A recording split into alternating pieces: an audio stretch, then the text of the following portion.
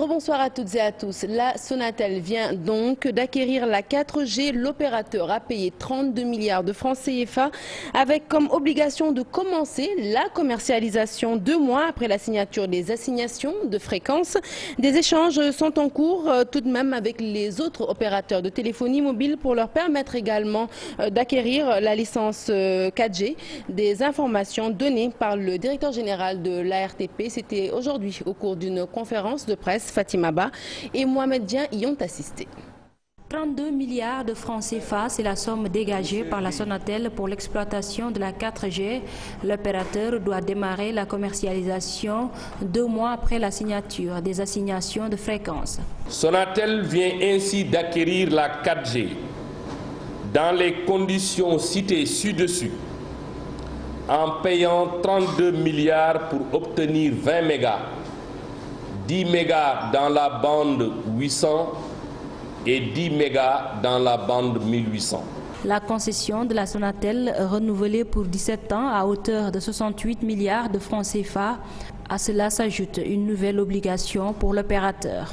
90% de la population en 3 ans. En termes de couverture du territoire, le concessionnaire doit couvrir d'ici 5 ans l'ensemble des zones frontalières habitées du Sénégal. En ce qui concerne la qualité de service de la téléphonie et de l'Internet, l'ARTP fixera par décision dans les jours à venir les nouvelles exigences et procédera à des contrôles avec une périodicité mensuelle. Après la Sonatel, des échanges sont en cours avec les autres opérateurs pour leur permettre également d'acquérir la 4G. Des échanges sont en cours avec les opérateurs Tigo et Expresso pour leur permettre d'acquérir la 4G dans les mêmes conditions. La Sonatel a pris des engagements vis-à-vis des consommateurs. Les associations consuméristes, elles, pas contentes de la durée de la concession, estiment que l'État du Sénégal privilégie la Sonatel au détriment des autres opérateurs. Pour que d'ici 1 an, et nous parlons justement de ces consuméristes, car avec l'obtention de la 4G, la Sonatel est dans l'obligation de couvrir l'ensemble du territoire. Une mesure qui a été approuvée par Momar Ndao. Toutefois, le président de l'association des consommateurs estime que la durée de la concession est bien trop longue. Pour rappel, le contrat qui lie l'État et la Sonatel est prévu sur une durée de 17 ans. Momar Ndao reste constant quant à ses exigences que sont le respect pour les consommateurs et une meilleure qualité de service. Je vous propose de l'écouter, toujours au micro de Fatima Ba et Mohamed Dian. Vous savez, le niveau de mécontentement des usagers par rapport à la qualité de service des opérateurs est extrêmement élevé. Et aujourd'hui, la mise en place d'un médiateur indépendant au sein des différents opérateurs est un élément extrêmement important pour la prise en charge des intérêts du consommateur. L'autre élément fondamental, c'est la réduction de la durée de la concession. Quand vous donnez une concession à une structure, plus elle est longue, plus difficile sera la possibilité de changer, en tout cas de faire changer et de une meilleure prise en compte des intérêts des usagers. Et je vais terminer sur un élément extrêmement fondamental. Depuis que le Sénégal a le téléphone mobile, 1998, il y a encore sur l'autoroute Dakar-Pikine des trous qui ne sont pas couverts. Et cette obligation de couverture qui a été mise dans la concession est un élément extrêmement important et fondamental qui va permettre une meilleure prise en compte des consommateurs. Parlons éducation à présent. Nombreux sont certainement les parents qui ont accompagné aujourd'hui leurs enfants passer le premier examen de leur cursus scolaire. Les épreuves d'entrée en 6e du concours de fin d'études élémentaires ont vécu aujourd'hui au centre El Hadj Mamadou Ndiaye de Ouakam. Ces épreuves d'entrée en 6e se sont déroulées normalement. L'ensemble des épreuves distribuées ont été jugées faciles par les potaches. Aïssatou Paye, Thierno Laurent Mendy y ont fait un tour. Reportage. Au centre Mamadou Ndiaye de Ouakam, 249 élèves se sont penchés sur les épreuves de l'entrée en 6e. Des épreuves jugées abordables, les élèves se montrent pour la plupart confiants.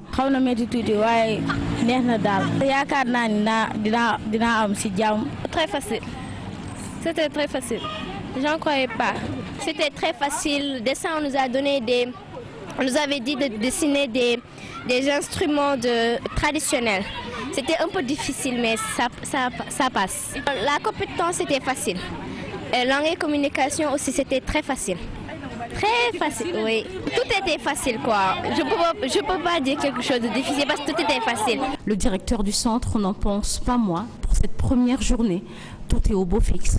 Je crois que, comme ils l'ont dit, nous le prenons au mot. Nous pensons effectivement que les épreuves sont abordables dans l'ensemble. Dans l'ensemble, tout s'est bien passé, bien qu'on ait enregistré 9 absents du côté des candidats. Bon, en gros, ça s'est très bien passé. L'après-midi, ils auront à plancher sur le développement, le développement du monde, la découverte du monde, la découverte du monde, en ressources et en compétences. 9 absences enregistrées. Pendant 2 jours, les élèves vont essayer de donner le maximum pour réussir l'entrée au cycle secondaire. En attendant, croisons les doigts pour eux. Et nous croisons les doigts pour direction la banlieue de Dakar. Sur place, ils sont 26 000 élèves à être répartis dans une centaine de centres. Plus de la moitié sont des filles. Pas de dysfonctionnement majeur selon l'inspecteur d'académie de Pikine, Guédiawaye. Les potaches, eux, parlent également d'épreuves abordables. Salif Sow et Asmalik Diop, nos correspondants dans la banlieue, se sont rendus dans un centre d'examen à Guédiawaye. Reportage. Un à un, les élèves quittent les salles. Ici, au centre d'examen Cité des enseignants, les candidats au CFE affichent confiance et détermination. Moi, j'ai coché le test poétique. On a dit de faire des phrases. J'ai fait des phrases et conjuguer des verbes, des analyses. Ça, c'est facile, c'est trop facile. On a dessiné des instruments traditionnels. Moi, j'ai dessiné un tam-tam. La production d'écrit est très facile. Parce qu'on nous donnait l'indépendance du Sénégal, le mariage au baptême. Oui, ça c'est très facile. L'attitude des candidats est bien comprise par cet instituteur. Pour lui, c'est le résultat d'une année scolaire peu mouvementée au niveau élémentaire. L'école n'est pas assez impactée par les grèves, donc c'est pourquoi on voit que les élèves, ils peuvent bien s'en sortir. Ce sont des choses qu'ils ont vues et revues en classe. Les candidats se comptent par milliers. Comparé à l'année dernière, ils sont plus nombreux. L'année dernière, on en était à 25 000. Cette année, nous sommes à 26 000 et plus. Ça veut dire que donc on a 1000 candidats de plus. On s'est rendu compte que partout où nous sommes passés, nous avons trouvé des chefs de centre très engagés dans le travail. Bon, les surveillants sont venus en grand nombre également à l'heure. Donc vraiment, on peut dire que pour le moment, tout se passe vraiment très bien. Avec le président du tribunal départemental de Pikine, des efforts immenses ont été faits dans le sens de procurer à l'ensemble des élèves qui étaient dans cette situation des extraits de naissance. Jusque-là, pas de dysfonctionnement noté par les organisateurs de l'examen. Les candidats se penchent sur les épreuves ce mardi et mercredi. Et malgré la crise scolaire, le certificat de fin d'études élémentaires n'a rien perdu de son renom. C'est le sentiment du directeur des examens et concours, Amadou Maktar Ndiaye, à saluer le bon déroulement de l'examen sur toute l'étendue du territoire. Nous l'écoutons au micro de Chérif Dia à Babacar Kamara. Vous savez, le CFE, c'est le premier diplôme académique de l'individu, de l'élève. Parce que de 33,89 en 2013, nous sommes arrivés l'année dernière à 37,74. Voyez-vous, donc ça veut dire que l'examen reste très sérieux. Maintenant, quand on fait soit une étude transférentielle, c'est-à-dire une étude, on transfère ce qu'on a vécu à ce qui se passe aujourd'hui, ça va poser un problème. Simplement parce qu'il y a une forte démographisation. Il y a eu actuellement beaucoup d'élèves. Actuellement, en 2000, pour vous donner un exemple, on avait 40 000 candidats au Sénégal. Aujourd'hui, en 2016, on a 277 521 candidats. Certainement, demain, l'année prochaine, on va vers 300 000 candidats. Donc forcément, on a créé combien de CM, combien de collèges, combien de CM de proximité, combien de lycées, combien de blocs scientifiques? 20 cette année, 20. Vous voyez un peu, donc l'État fait tout pour qu'il y ait une éducation de proximité, pour que les préoccupations, les grands axes qu'on retrouve dans le paquet, que ça se traduise sur le terrain par une réalité, volonté de mise en œuvre réelle par les acteurs, mais également par l'État. Et à l'inverse des élèves, les étudiants, eux, ont sonné la mobilisation ce mardi pour alerter l'opinion et interpeller les autorités sur ce qui pourrait se tramer à l'université. Il leur est en effet imposé une session unique comme en 2014, une décision qu'ils considèrent illégale, unilatérale et de nature à bafouer les règles du système LMD. Ces étudiants se disent décidés à s'opposer au forcing par tous les moyens. Maïmouna Ndiaye et Ababacar Kamara les ont rencontrés. Reportage. Un chapiteau rempli d'étudiants, ils sont dans différentes facultés confondues. Regroupés en un collectif, ces apprenants disent non à la session unique. L'argument qui motive cette décision est qu'il y a un retard sur le calendrier de la faculté à cause de la grève des étudiants. Nous sommes contre cette décision et nous opposerons à son application, car le système LMD ne prévoit pas une seule session et l'évaluation se fait en termes de semestre et non en termes d'année.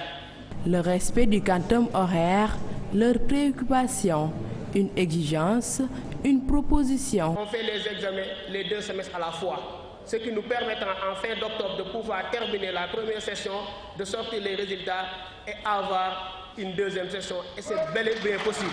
Quand on se réfère au décret d'application 2012-1115 du 12 avril 2012 de ce système, il est dit dans son article 22 qu'une deuxième session doit être organisée après les évaluations.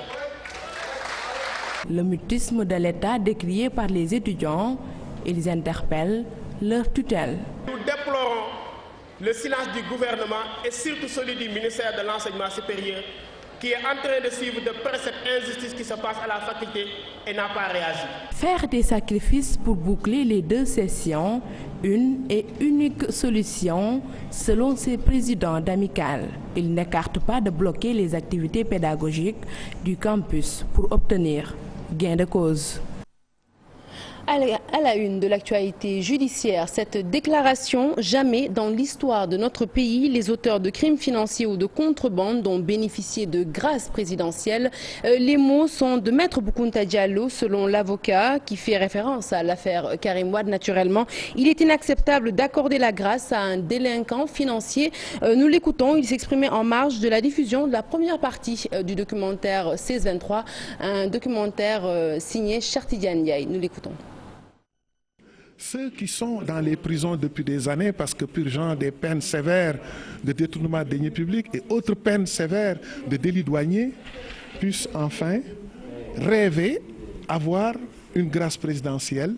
Mais cela n'a jamais été une pratique partagée et c'était hors de question parce qu'il s'agit de questions sensibles touchant les deniers publics. Maintenant, qu'il y ait des exemples ou des exceptions dans l'histoire du Sénégal, cela est peut-être possible. Mais sur le plan du principe, je défie quiconque de me dire ou de me montrer une liste de grâces présidentielles à l'époque ou à l'approche de la fête de l'indépendance où justement cela ne relève même pas de l'audace politique de dirigeants donc confrontés à ces réalités. Et cela n'a jamais été dans la démarche également donc des acteurs dans ce pays. Maintenant, alors, il faut éviter simplement de faire une politique de 2 poids, 2 mesures. Il faut éviter simplement de pratiquer une grâce présidentielle sélective qui permet donc à une catégorie de personnes aujourd'hui bénéficiant donc d'appui et de soutien solide de pouvoir perturber la marche normale de cette pratique de politique criminelle dans notre pays depuis l'indépendance.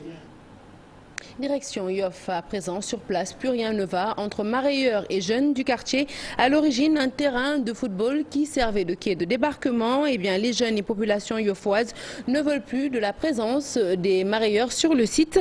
Le maire interpellé promet de trouver une solution définitive au problème. Ibou Kane et Tierno Laurent Mendy nous en disent plus. Trouver un espace de débarquement, une équation pour ces mareyeurs qui officient à Yoff Tongor. La cause? Nous officions sur un terrain de football, les navétanes approchent, les jeunes ont besoin de ce site et ils nous ont demandé de quitter les lieux. Nos camions sont là, nous n'avons plus d'espace. Les mareyeurs n'ont qu'à chercher un autre espace pour travailler et laisser le terrain aux jeunes. Les mareyeurs sont indexés par les populations de la localité. Selon elles, ces derniers sont à l'origine de l'insalubrité notée sur le site. Nous sommes responsables de l'insalubrité. Nous l'assumons, mais les 2000 francs que nous payons chaque camion pourraient servir à payer des agents pour qu'ils assurent le nettoiement. Personne ne leur a demandé de payer. Qui paye-t-il? Nous ne le savons pas. Eux seuls le savent. Informée de la situation, la mairie de Yoff s'est dépêchée sur les lieux et pour calmer les esprits, une solution provisoire est trouvée. Lorsqu'on nous a alertés, donc le ministre nous a donné des instructions et on est venu depuis hier, on est sur le site pour essayer donc de nettoyer le terrain aux jeunes. Parallèlement, on va nettoyer une plateforme pour régler provisoirement donc le débarquement des mareyeurs. Le terrain ne va plus servir d'espace de débarquement à qui que ce soit, soutiennent les populations. La mairie, quant à elle, prévoit de rencontrer mercredi toutes les parties concernées dans l'optique de trouver une solution définitive à ce problème. Bientôt l'hivernage. Eh bien, à Thiès, la peur de subir les affres des eaux pluviales perturbe le sommeil des habitants. Ils souhaitent plutôt le curage des canaux d'évacuation dans les meilleurs délais. Une requête que la mairie s'engage à satisfaire si l'État achève ses chantiers. Car selon le maire de Thiès-Nord, l'arrêt brutal des travaux qui est justement à l'origine de ces inondations. Cheranta Diop essaye la tire pour la correspondance. Le spectre des inondations hante le sommet des populations riveraines du grand canal de Kermam El-Hadj et de plusieurs quartiers de Thiès, surtout à l'approche de l'hivernage. Le collectif des riverains lance un cri du cœur. Ça, c'est le véritable problème. Donc vraiment, à nos concitoyens et riverains, nous voulons vraiment que ça cesse. On ne doit plus jeter n'importe quoi dans le canal. La commune de Thiès-Nord a réagi face aux complaintes des populations. Des opérations de grandes envergures sont lancées par la mairie pour le curage des canaux. Cette année, la commune Thiès-Nord a mobilisé de gros moyens pour permettre à nos populations de ne pas connaître quand même des inondations d'envergure comme avant, parce qu'à chaque fois on nous reprochait que le système d'assainissement n'était pas bien entretenu, n'était pas bien curé. Les populations déplorent aussi l'arrêt des chantiers de Thiès. Le grand canal construit pour servir de déversoir est bloqué depuis quelques années, provoquant ainsi des inondations. Les chantiers étant arrêtés, ce canal-là s'est arrêté au bon milieu du quartier Ngent. Et je crois que ce sont là aussi des désagréments énormes du point de vue environnemental que cela cause. Et donc nous lançons un appel pour que aussi ce canal-là qui sert à l'évacuation de toutes les eaux pluviales de la ville de Thiès puisse continuer pour se jeter quand même dans la vallée de Fandel. Un appel est ainsi lancé pour exhorter les populations à ne plus jeter des ordures dans les canaux d'évacuation des eaux pluviales.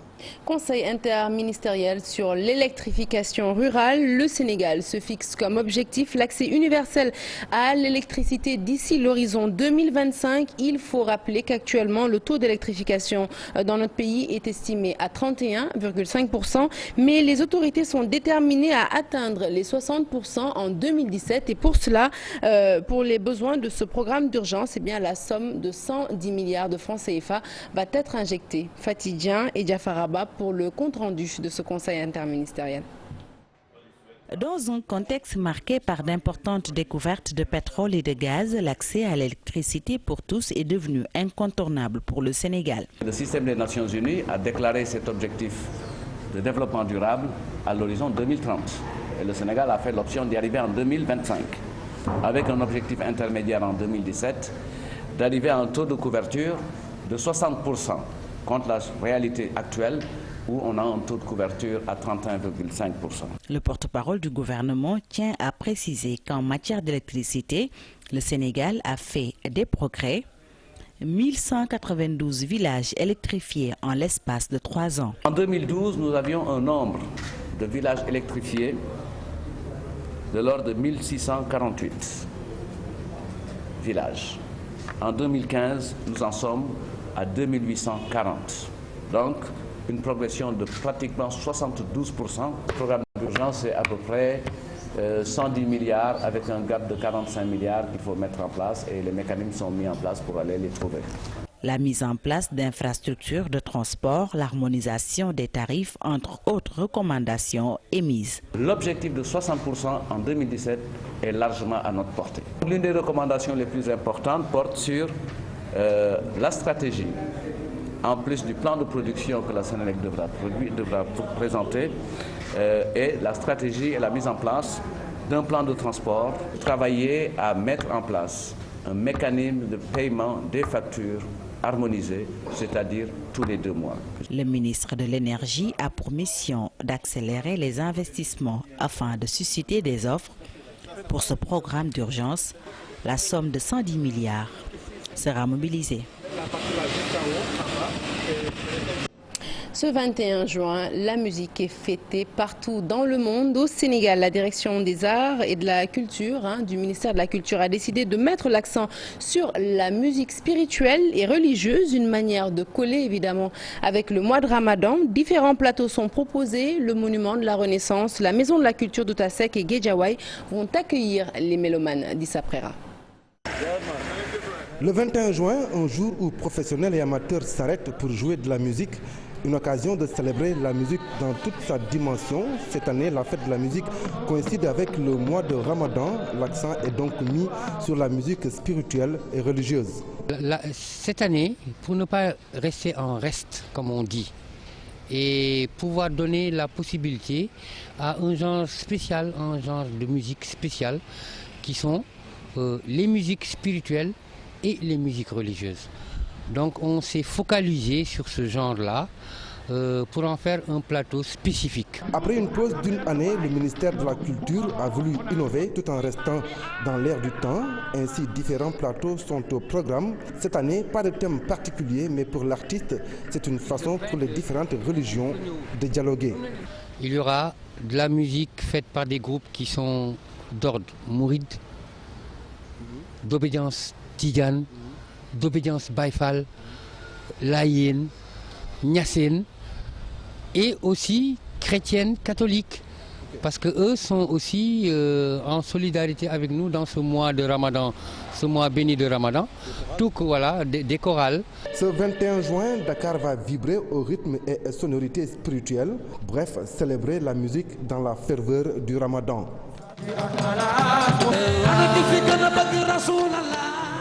Et la fête de la musique est également célébrée à Saint-Louis, mais dans la vieille ville, elle sera célébrée très timidement. Cette fête de la musique dans le nord du pays, les artistes disent faire face à plusieurs difficultés, notamment celles liées à la production, mais aussi à la diffusion. Toutefois, les acteurs ont bénéficié de prise en charge sociale.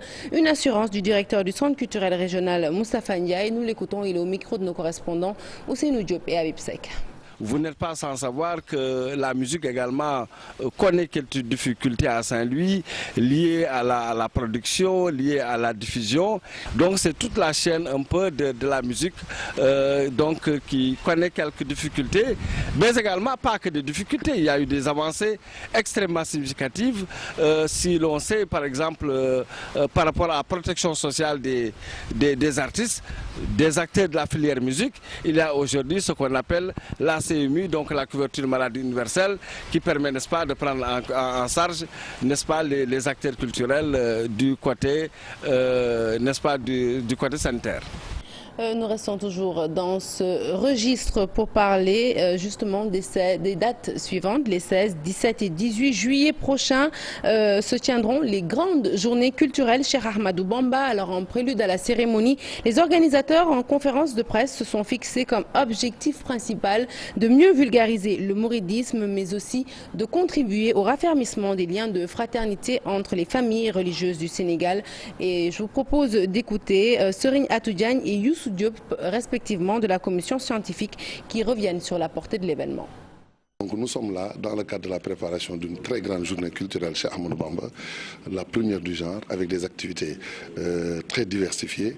D'abord, une ouverture qui se fera ici, une cérémonie d'ouverture officielle sous l'égide donc du chef de l'État, parce qu'il y a toutes les autorités qui se sont impliquées, sachant que Cheikh Ahmadou Bamba, ce qu'il représente pour ce pays, mais ce qu'il représente également pour la communauté musulmane tout entière.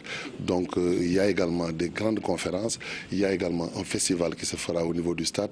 Il y a une très grande exposition qui va se faire également au niveau du King Fahd Palace. On va aménager presque 5000 mètres carrés outdoor, donc pour essayer de servir le public. Mais le thème principal, c'est les valeurs culturelles de base de l'islam réhabilitées par Cheikh Ahmadou Bamba.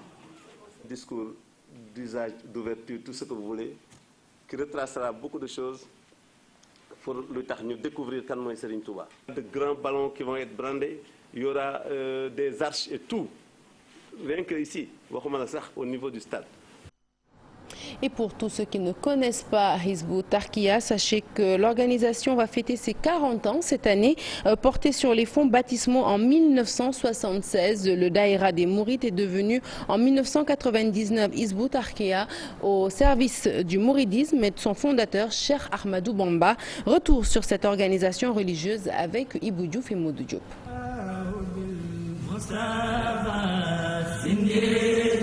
Du Daïra des étudiants mourides en 1966 dans le campus de l'Université de Dakar, l'organisation religieuse deviendra en 1992 Hizbut Tarqiyyah, 4 décennies d'œuvres, d'études et de recherches sur le mouridisme. Une lutte effrénée pour la sauvegarde des valeurs culturelles et religieuses. Dans le même contexte, on a vu qu'il y avait les frères musulmans. Ça, je reconnais qu'au début, qui était une organisation pan-islamique pure et dure.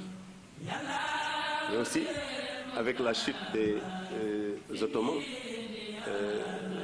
et l'arrivée des Occidentaux qui voulaient avoir une même mise sur l'Orient arabe, ça s'est transformé un peu en un éveil politique pour contrecarrer cette influence. Donc, nous aussi, on avait d'autres préoccupations chez nous. 40 années d'existence au service exclusif de Cheikh Ahmadou Bamba et du mouridisme, derrière tous les khalifes généraux qui se sont succédés. Donner à l'éducation tout son poids et démarrer ça dès le bas âge. Nous sommes des acteurs dans ce sens et je pense qu'avec la synergie qui est en train de se créer, chacun peut apporter sa contribution et on arrivera à une stabilisation de la situation au niveau scolaire. Hizbut Tarqiyyah, c'est aussi une manière de vivre axée sur les recommandations de Cheikh Ahmadou Bamba. Culturel, mais dans le cadre du mouridisme, nous l'avons hérité de Serigne Abdoul Ahad Mbacké, qui avait une façon toute particulière de s'habiller, mais dans la modestie. Il y a également des mutations profondes au niveau de la jeunesse qui sont en train de se métamorphoser, de changer de comportement à travers la dynamique des daïras. L'activité de Hizbut Tarqiyyah est essentiellement tournée vers les secteurs clés et incontournables de la vie de l'individu. On peut citer l'éducation, la formation, la recherche, les espaces culturels, des mosquées, l'agriculture et l'élevage, sans oublier la communication avec à la clé une radio et une chaîne de télévision.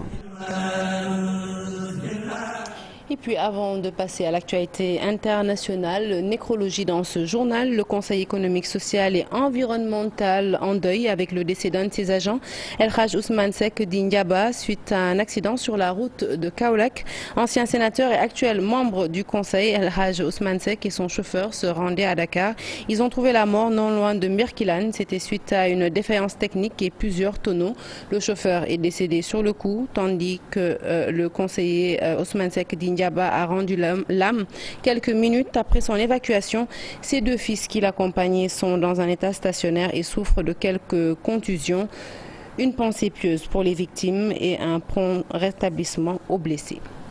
L'actualité internationale à présent, elle nous mène successivement en Algérie, en Afrique du Sud, en France, mais d'abord la condamnation de Jean-Pierre Bemba par la CPI. L'ancien vice-président congolais écope de plus de 10 ans de prison. Alors on me fait signe que l'élément n'est pas en place. Nous y reviendrons certainement dans nos prochaines éditions et toujours sur l'international. Sachez que je vous informe plutôt de cette information de dernière minute. Il s'agit de l'explosion d'un dépôt d'armes. C'est près de Tripoli en Libye, bilan provisoire, 29 morts. Nous y reviendrons certainement dans le 0 heure. Tout de suite, le sport.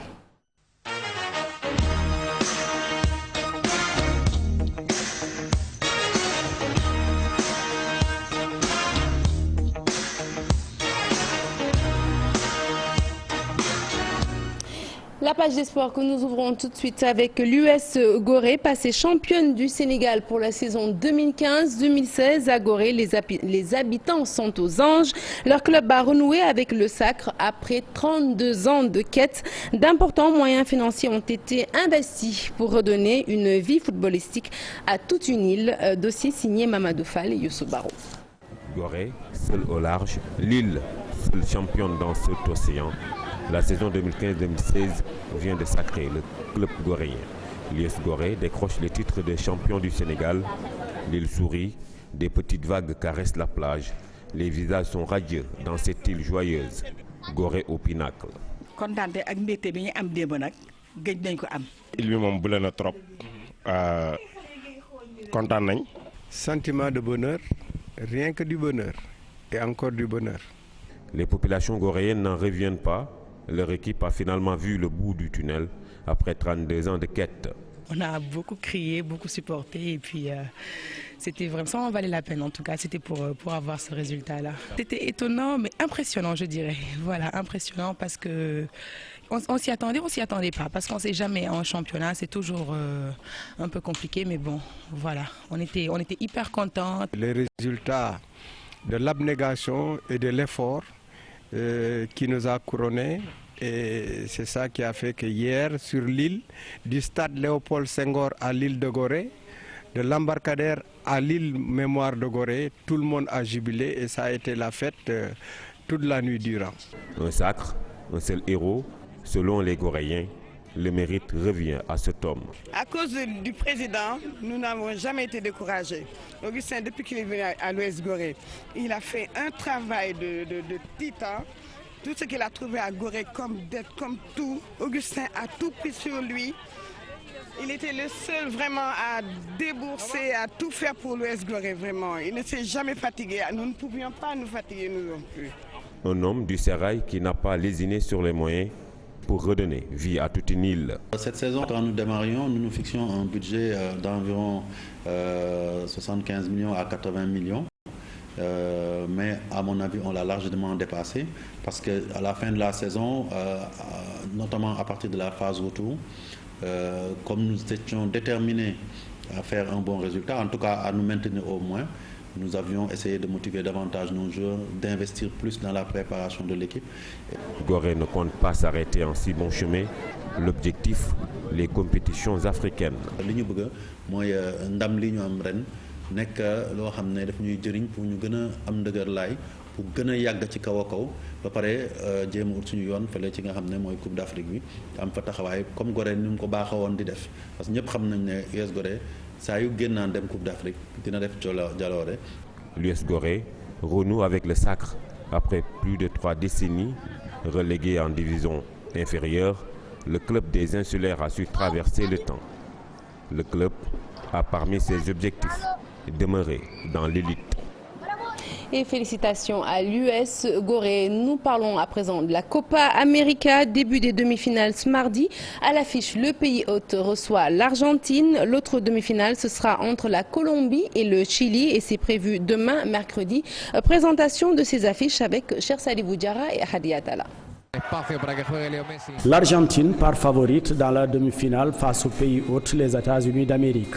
Invaincue dans cette Copa et en quête d'un trophée majeur depuis 1993, l'Albiceleste est motivée et affiche des arguments de taille. La meilleure attaque, 14 buts, et la meilleure défense, 1 but encaissé de la compétition.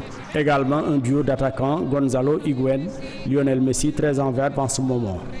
Messi a même l'occasion de devenir seul meilleur buteur de l'histoire de la sélection argentine. Devant eux vont se dresser les Américains qui montent en puissance. Battus d'entrée, ils sont sur 3 victoires de suite avec 7 buts marqués pour un seul encaissé en quart de finale. Ce qui présage d'une demi-finale disputée dans cette nuit de mardi à mercredi à 1 h du matin. De même que dans l'autre demi-finale entre la Colombie et le Chili tenant du titre. Les Colombiens menés par un excellent James Rodriguez alternent le bon et le moins bon dans cette Copa. 2 victoires pour débuter avant de concéder une défaite, puis de recourir au tir au but pour se qualifier au dernier carré. Leurs adversaires, les Chiliens, sont eux sur la pente ascendante. Défaits à leur entrée par les Argentins, ils enchaînent de nettes victoires depuis. La dernière, surtout une raclée infligée aux Mexicains, 7-0, dont un quadruplé de Vargas. Une performance qui leur vaut le statut de favori de cette rencontre prévue dans la nuit du mercredi à jeudi à minuit. Voilà qui met un terme à cette édition que j'ai été ravie de vous avoir présentée. Prochain rendez-vous de l'information, le tout en images à 0h. L'info qui continue sur votre site www.igfm.sn. Et tout de suite, vous retrouvez Antoine Diouf et son invité. Il s'agit de Chersar, secrétaire général du parti Ñakh Jëriñu. Antoine